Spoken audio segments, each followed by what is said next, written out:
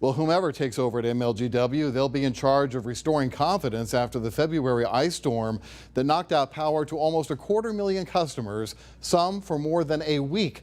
Well, since then, thousands more have complained MLGW is just not responsive, to the point that sometimes no one ever answers the customer service line. Brad Broders reports today the utility gave an update on where things stand. Tuesday, MLGW leadership outlined the progress of several promised improvements to limit lengthy outages when the next major storm hits. While customers are appreciative, they also argue certain priorities aren't being addressed soon enough. In February, we were out of power for 7 days. It was bad.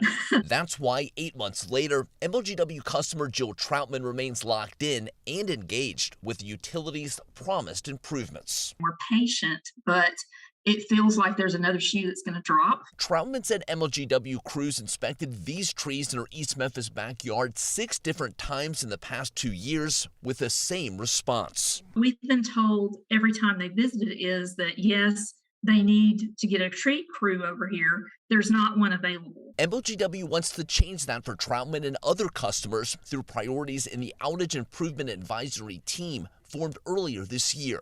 That includes replacing older substations, modernizing the aging grid system, replacing older underground lines, and yes, doing more tree trimming around lines. Our tree trimming challenges are big, and I will just acknowledge that.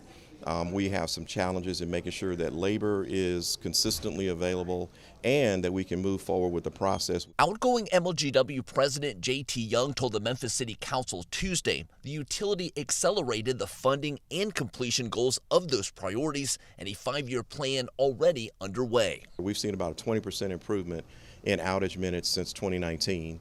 Our goal is to see 50% improvement by the end of this particular plan. As for Troutman, she's more in a wait-and-see MLGW mode. We are very hopeful, and it's great that they put the advisory committee in place. It's great that they have a plan.